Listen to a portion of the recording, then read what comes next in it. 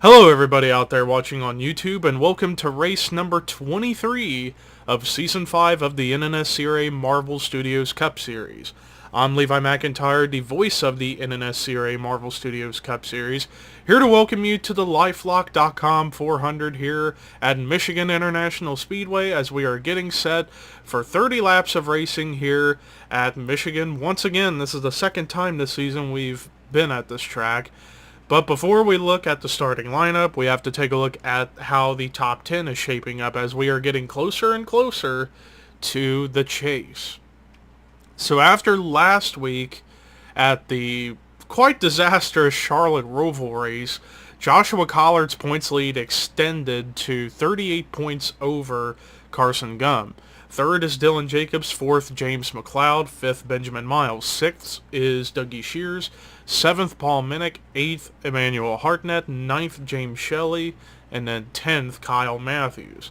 As far as drivers who are close to the top 10 right now, you got Chris Dollerton, Sean Galligan, Jake Rogers, who are all within about 7 points of the 10th spot, and then you got other drivers who are close to the top 10, drivers like Jake Rogers, Preston Plord, actually no, not Jake Rogers, Preston Plord, Alex Drayton, Dylan Young, DJ Curtis, Dylan Thoreau, James Qualls, and Dylan Poteet. They are all in between about 22 to 29 points back, so still plenty of time for those drivers to make some noise to get into the top 10 in points to make the chase.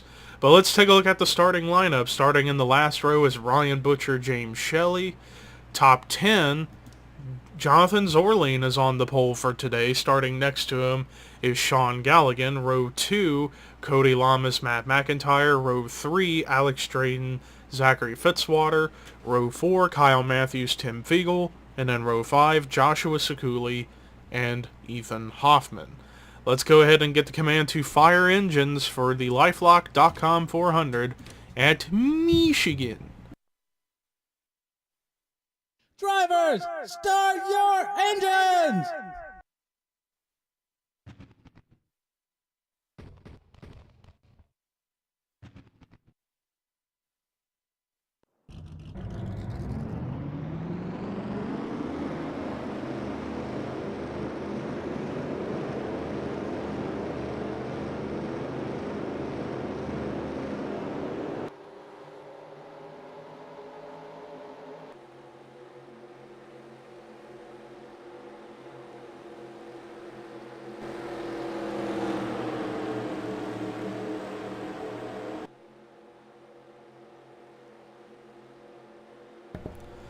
All 40 drivers on the racetrack for their pace lap. Now, of course, as I always talk about with this racetrack, because of how it's paved and how it looks sort of brand new, this version, which is the 2012 version of Michigan, there's a lot more grip as well as plenty of lanes for different drivers to really try and race.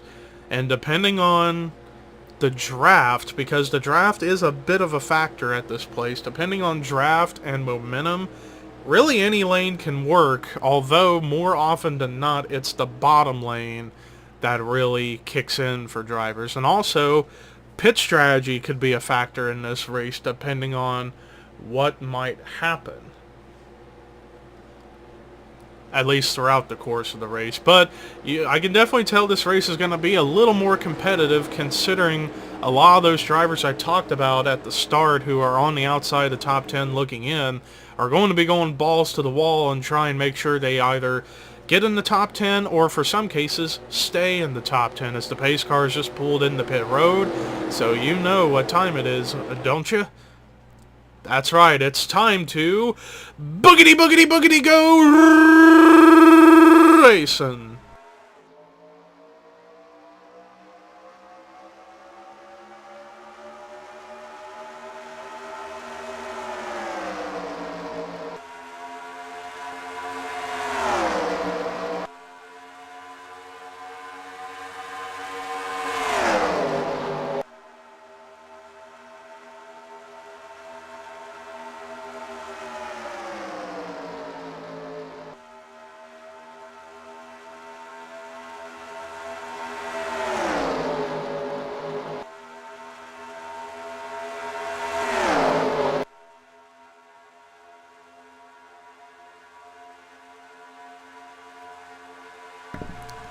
close at the line, but it was Alex Drayton who led the first lap, and now Kyle Matthews is going to have the lead. And another thing I forgot to tell you that we've seen in this at this track in the past, like what we just saw right there with Cody Lamas, if you are running way too high on the racetrack, you could get the outside wall off of turn 2. While it won't really affect you too much, depending on how hard you touch the wall, as what I saw with Sean Galligan, a combination of that and also being stuck on the outside is what's costing him spots. Same with Lamas now. And I see 4 wide back here. And I heard some scraping, but they managed to keep it together. Kyle Matthews and Jessica Sheldon both get the wall this time. As I was trying to get back up here at the front, Joshua Sekuli led at the line, but now Diego Yepes has the race lead. But here comes Jake Rogers, and he's one of those drivers I talked about before the race started as looking to get into the top 10 in points to try and stay there and make the chase. Now, as far as where we are heading to next time, it's another road course race. It's going to be Watkins Glen, which is going to be quite crucial for some drivers. Dylan Young now has the lead. Hartnett got the wall pretty hard.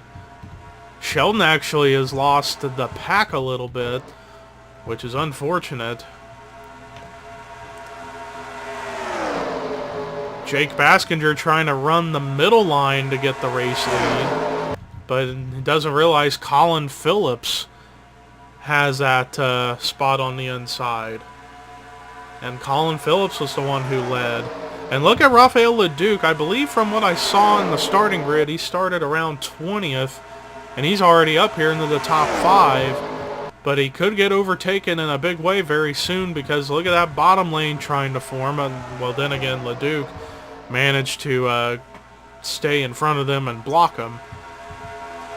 DJ Curtis, who's one of those... Both Curtis and Poteet are up here in the top 5. They are trying their hardest to impress and try and get some good finishes starting now before the chase starts so they can get into the top 10 in points and make the chase. Charles Sanford, on the other hand, he's just trying to get some finishes to kind of close off the season on a high note, and more cars get the wall. And I'm shocked that a couple of those times we've seen those cars get into the wall that we haven't seen a follow-up accident happen. Oh man, they are 5 wide. 5 wide and Baskinger. Oh, and there they go! There they go! Spins and a hard impact! Big multi-car, a hard multi-car crash. Brings out the caution for the first time. Oh, Sheldon. Wow, what a good job. Big crash to bring out the caution for the first time today. And I kind of saw that coming as I saw they were 5 wide in turns 3 and 4, and I thought something had to give, and sure enough, it did. But let's go ahead and take you to the replay to see what brought the caution out for the first time today here at Michigan. Well, here's a look at how this all unfolds. So yeah, they were 5 wide. It was with Jacob, Shears, Hoffman, Young, and Baskinger. Baskinger did the smart thing. Even though he got into the wall, he managed to fall back. But it looked like Dylan Young just came down in front of Ethan Hoffman, down into Shears and Jacobs. And everything seemed like it was going to be okay here, but watch the 78 come back up the racetrack. He's going to spin right in front of Cody Lamas, and then off they went. And then Shears comes back up into James Qualls, and then there was a little bit of a follow-up incident we'll take a look at in a little bit. And then McLeod got hit pretty hard in the rear by Emmanuel Hartnett, so... And Shelley actually got damage in that incident as well. Just a unfortunate accident that happened when they were 5 wide and trying to give each other room and just wasn't able to make it happen. But let's go back to Baskinger's perspective and see what happens with him. After he had gotten the wall and laid off to let those drivers on the inside of him have more room. Let's see what happens with this. So Baskinger is running slower because of getting into the wall, but Preston Plord just gets into him and then ends up getting into Paul Minnick as well. And luckily, they managed to keep the cars relatively clean and not come up into anybody and cause a second crash, which I am very, very surprised about. But you can definitely tell Baskinger ain't going to be too happy with Preston Plord after that, considering that Baskinger had gotten into the wall. But yeah, there's a look at all those cars that were involved, and a lot of them, quite a few of them were top 10 in points. So that's going to really shake up the standings after this race. But let's go ahead and take you to the restart here at Michigan. So after that caution, we got 6 cars out of the race. The lucky one being Dylan Young, who's going to finish ahead of the bottom 5. And the bottom 5 for this week is Emmanuel Hartnett, Cody Lamas, Dylan Jacobs, James Qualls, and James McLeod. Down to 34 cars on the racetrack, and everybody came in the pit road, so the field has shuffled quite a good bit after that. Colin Phillips, however, is still your race leader. Second is Carson Gum. Third is Seth Cole. Fourth, Patrick Smith. Fifth is Matt McIntyre. Sixth is DJ Curtis. Seventh, Alex Drayton. Eighth, Preston Plord. Ninth, Charles Sanford. 10th, Zachary Fitzwater. 11th is Dylan Poteet. 12th, Ryan Butcher. 13th, Colin Francis. 14th, Jake Rogers. 15th, Rafael Leduc. 16th, Joshua Sekuli. 17th, Joshua Collard. 18th, Jay Jefferson. 19th, Trent Dunham. 20th, Chris Dollarton. 21st, Tim Fiegel. 22nd is Dylan Thoreau. 23rd, Anthony McCurry. 24th, Benjamin Miles. 25th, Kyle Matthews. 26th is Jake Baskinger. 27th, Paul Minnick. 28th, Diego Yepes. 29th, Jonathan Zorline. 30th is James Shelley. 31st, Ethan Hoffman. 32nd, Sean Galligan. 33rd, Jessica Sheldon. Then 34th, somehow still on track, is Dougie Shears. But like I said earlier, you can tell that with all that occurring, the points are going to be shaken up quite a good bit. Especially the top 10, considering quite a few of those drivers that are out of the race were top 10 in points. But the pace cars in pit road, we're back underway now. It's going to be 20 to go at the line. Still got 2/3 of the race left to go. But the big question now is, how will pit strategy play out, considering everybody pitted on lap 7 going into lap 8. You gotta wonder if maybe they have to come in one more time. But now we got a new race leader, Carson Gum, who's trying to gain ground on Joshua Collard in the point standings to take the points lead over.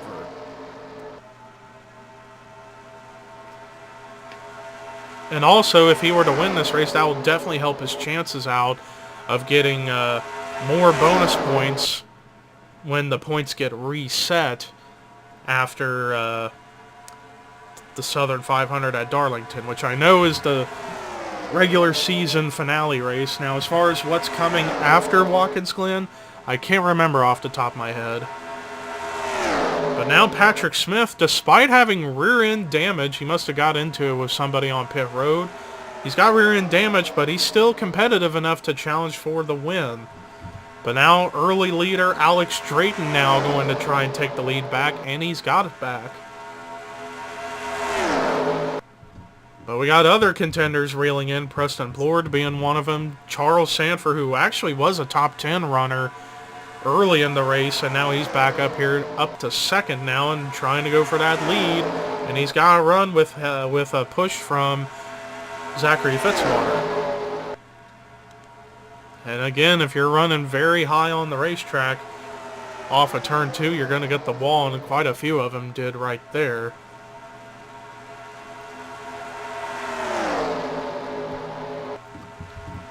Look at Fitzwater go. He's trying to get the lead back, or try to get the lead for himself, as it looks like you're going to be 4 wide for the race lead. But look at Colin Phillips, who has been the quote dominant driver so far in this race, is back up here at the front. As we go to helicopter view, and Trent Dunham, who has been struggling all season long, look at him go on the bottom to try and take the lead for himself. Looking back here, and quite a few cars that are slow now. I guess all that contact with Jake Baskinger has really affected him, because he's slipping. Excuse me, hiccups. Whoa, Sanford, as I come back, Sanford was way up the track and into the wall. But now Joshua Collar trying to go for 2 in a row, and oh, Phillips! Oh, there they go! Yepes and that looks like Sanford and Phillips all go spinning. Sanford kisses the wall, but I don't know if that's going to be a caution. Yes, it is a caution because of the smoke. And at the line, it looked like, yeah, Dylan Thoreau led at the line as the caution comes out again. And you got to wonder if everybody's going to come back into pit road to top off to make sure they can make it the rest of the way. But as soon as I saw Colin Phillips get sideways off the wall, I figured something was going to happen right there, and sure enough, it did. Luckily, not a crazy wreck to where there was a lot of damaged cars. It looks like all them drivers that were involved will be able to continue, although Colin Phillips, I got a feeling he's going to be off the pace as a result. But Yepes and Sanford look like they're going to be okay. But let's go ahead and take you to the replay and see what happened for the second time to bring out the caution here at Michigan. Well, here's a look at what happened. So Colin Phillips was way up the racetrack, and he's going to be the latest victim of getting the outside wall. But right there, he got it pretty hard and ends up coming down into Zachary Fitzwater, which gets him sideways and into the wall again. But then watch, he comes back down, and Charles Sanford is right there, and that ends up spinning both of them sideways and then into Diego Yepes. And this is what's going to send those cars out for a spin. And actually, oh, Phillips hit the inside wall pretty hard. So I feel like that's going to really make him very, very slow on the racetrack. And somehow Phillips managed to avoid hitting Sanford, and Sanford just slowly backs up and just gets the inside wall just a little bit, not in a bad way, but just kisses it, and then ends up getting his car turned back around and is going to be able to keep going.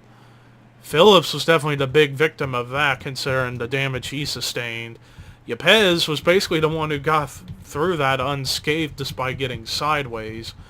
But here's what happened coming to the line. Thoreau just kept on going. But let's go ahead and take you to the restart once again here at Michigan.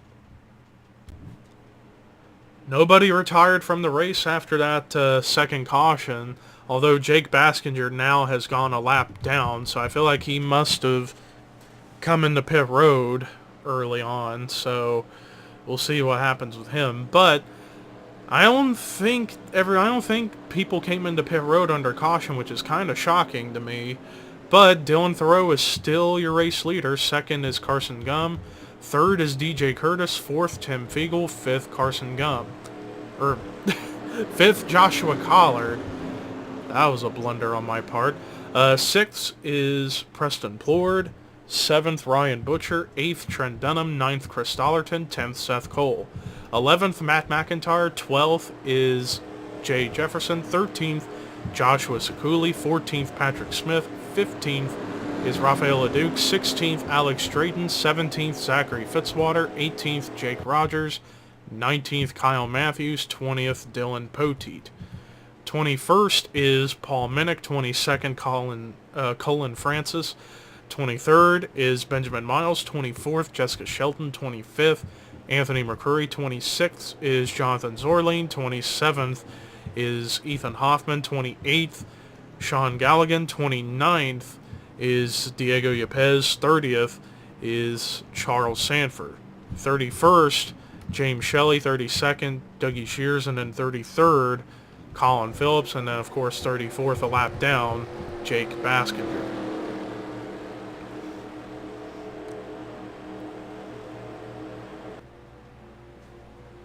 So we're getting ready to come back for the restart. It's going to be 11 laps to go. Still got a decent ways to go in this race.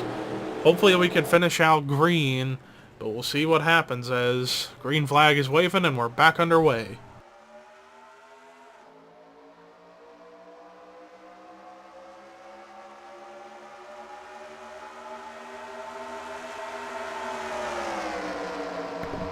Gonna stay with Baskinger here and see what happens if he's really off the pace or he just lost the pack and that's what caused him to go slow. But it looks like as if he's still up to speed. It's just, I guess, the matter of having to deal with slower cars is what cost him. Because look at him, he's able to outrun the outside. So yeah, Baskinger's still up to speed. I guess, like I said, it was just a matter of being held up, I would assume, is what cost him to go a lap down. But Dylan Thoreau still has the race lead as it's now less than 10 laps to go. Less than a third of the way left in this race. And after this race, we still got 3 more to go before the chase begins. We got Watkins Glen, and then I forget what afterwards, and then Darlington.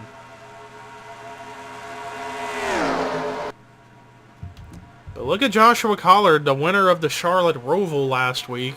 He's trying to go 2 in a row and be the 3rd driver this season to win 2 straight races. Like I said, and I pointed out before, first it was Matt McIntyre at Vegas and California, I believe, and then Dougie Shears, it was Talladega and Kansas. Collard trying to do the same feat, or try to pull off the same feat. But right now he's got Trent Dunham to his inside. And how about Chris Dollarton? He's been kind of on a roll as of late. He's been consistent despite being one of only 2 drivers, along with Jay Jefferson, to have not gotten a top 5 finish. But he came into this race 2 points out of the top 10, and right now he is en route to getting into the top 10, actually. Although Kyle Matthews, who is in that 10th spot, I see him lurking back there just outside of the top 10. Last time scored 13th.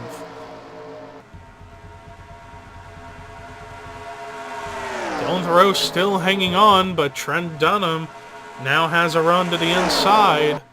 But he's going to need a little bit of an extra push in order to really get out ahead.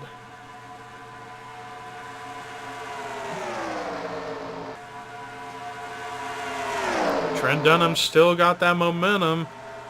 I don't know if he's going to be able to clear Thoreau, and he actually doesn't. It's still side by side. If anything, the outside got more of an advantage right there. So now it looks like we're getting to that point of the race where you just got to run what line is faster right now. And now it's going to be 3 wide for the lead. Dollarton, Dunham, and Thoreau. Thoreau still having the advantage on the outside, still led at the line. Less than 6 to go here at Michigan. Still 3 wide for the spot. Dunham in the middle, Thoreau up high, Dollarton down low.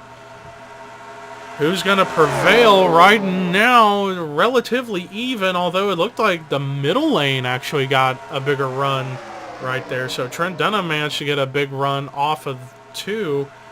Whoa, Dunham a little bit loose right there. Got sideways, and that's going to cost him.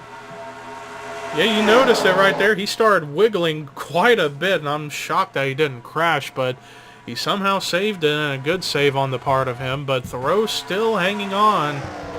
Now we got a new second place driver right now, Tim Fiegel, and now he's trying to get a run going. But look at Matt McIntyre. He's been trying to get his 3rd win this season, even though his chances of making the chase are getting slimmer as the weeks go by. But right now he's having a solid performance right now in the top 10. Ryan Butcher, right now the highest running rookie in that 6 car. He's having a very good day right now. 4 laps to go here at Michigan. Tim Fiegel still trying to run the bottom to get the lead. And he's got a bit of a run, but I don't think he's going to have him cleared. But then they're going to have to deal with the slow car of Colin Phillips, who is very, very slow after the second caution came out.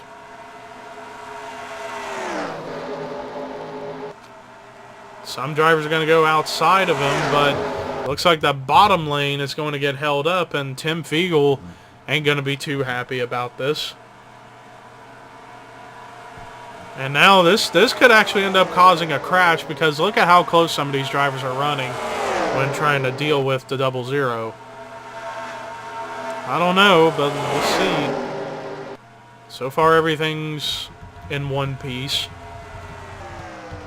Back up here at the front, it's basically now a top 3 breakaway. Thoreau, Collard, and Butcher. 2 of those 3 being teammates at Roush Racing. Going to be renamed to Average Joe Motorsports next season, which is admittedly an odd name, but I just had to come up with names. But look at Joshua Collard. He's proven why he's been the best driver all season long with his consistency and speed, trying to run the bottom to take the lead away from Dylan Thoreau, and he's gotten an advantage because there's no real draft help right now. Collard now actually going to get some help from Ryan Butcher, although Butcher now going to try and split that up and try and go for the lead for himself, but it's bringing in other drivers into the picture as the white flag is out. It's brought Fiegel back. Look at Kyle Matthews go. He's trying to make noise here on the last lap, trying to use the middle line to get momentum. But Ryan Butcher right now has the spot, but Tim Fiegel is still not going to give up. But is Butcher going to block the inside? He's not really able to. Oh man, it's going to be a drag race to the start-finish line. 3 wide now for the lead, but I think Butcher's still going to get it. Checkered flag waving. Ryan Butcher wins the LifeLock.com 400 here at Michigan.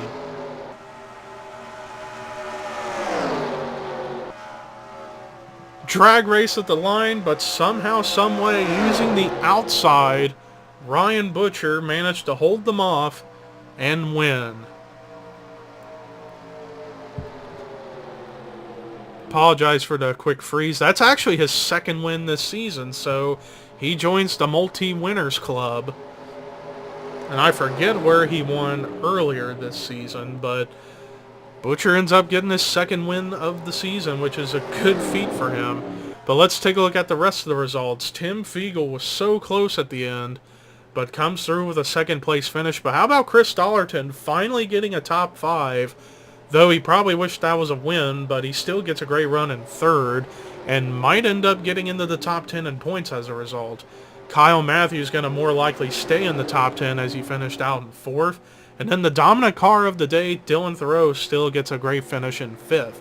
Matt McIntyre, best finish he's had in quite a while, in the 6th position. Carson Gum, solid run in that 7th spot. Joshua Collard finishing strong in 8th. Alex Drayden finishing out in 9th. And then Zachary Fitzwater rounding out the top 10. And then there's your top 20. And it looks like everybody just now ran out of gas, so everybody was 1 lap to the good on fuel. And then there's your top 30. And then, of course, a lot of drivers who are a lap down. And then, of course, the only drivers out of the race were after that first crash. Dylan Young, and then the bottom 5 being Emmanuel Hartnett, Cody Lamas, Dylan Jacobs, James Qualls, and James McLeod.